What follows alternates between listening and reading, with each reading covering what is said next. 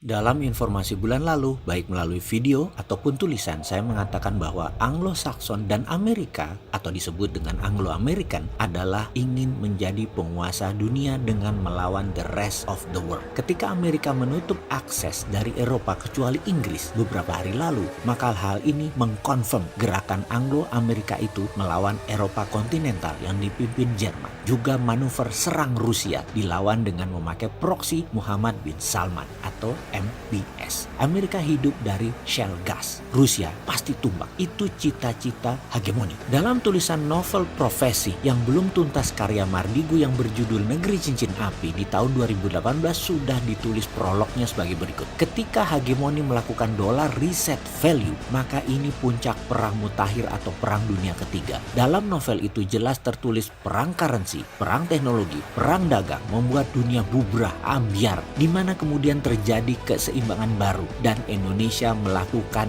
dalam tanda petik menyalip di tikungan. Apa yang Indonesia lakukan sebelum semua hal ini terjadi? Sebelum kita ke sana, kita jelaskan dulu apa yang terjadi saat ini. Ini bukan analisa, ini fakta. Apa yang terjadi sudah terjadi dan dengan mudah kita menebak apa yang akan terjadi. Kenal dengan istilah political tightening? Oke, kalau bertanya kepada sahabat mungkin sedikit yang tahu karena kita masyarakat sudah sibuk di dalam mencari sesuap nasi, menutupi ongkos harian dan mengurusi keluarga. Tetapi para pejabat negara pasti tahu dong apa itu political tightening. Apa nggak tahu? Belum ikut Lemhanas ya? Kok bisa jadi pejabat ya? Yo wis lah, kita lanjutkan. Males ngurusi beginian. Yang penting sudah duduk di kursi pejabat. Aman wis. Kita bisa memahami political tightening ketika kita memahami geopolitik tightening dunia di bawah hegemoni. Hegemoni itu political tightening. Saat ini hegemoni itu adalah Anglo-American dengan political tighteningnya adalah para aliansi negara politik seperti negara-negara yang menjadi mitra mereka. Jepang, Korea Selatan, Singapura, Australia, Arab Saudi, India, Vietnam adalah sebagian dari aliansi hegemoni.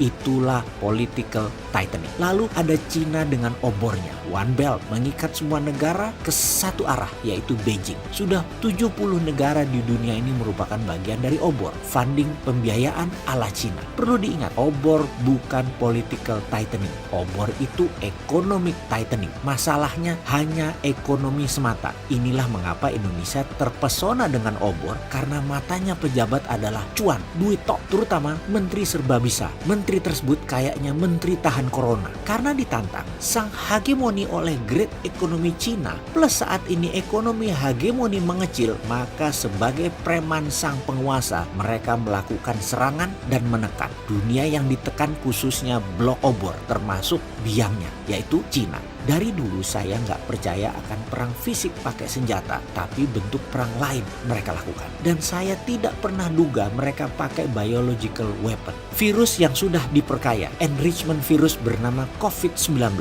Ditambah lagi satu lagi apa? Dibantingnya harga minyak mentah ke $30. Asli saya secara pribadi tidak membaca hal tersebut jauh-jauh hari. Namun tujuan hegemoni sang incumbent tetap sama, win the war, memenangkan peperangan.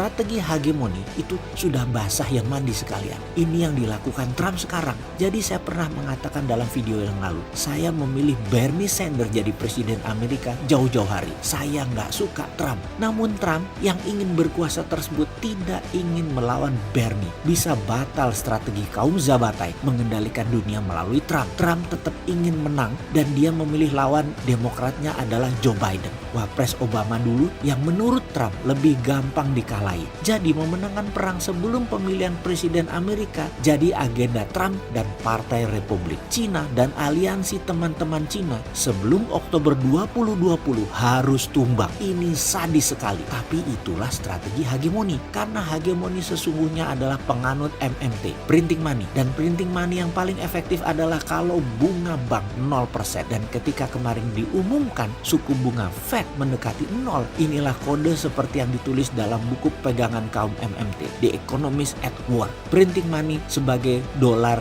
new value. Dollar reset value ini akan mengakibatkan yang pegang dolar lama siap-siap miskin kalian. Wahai pemimpin yang populer, susah bener ya percaya sama saran kita warga negara NKRI garis lucu ini, yaitu print rupiah biru berdasarkan project. Kelar masalahnya. Tidak bergantung Cina, tidak bergantung Amerika. Ampun deh lo.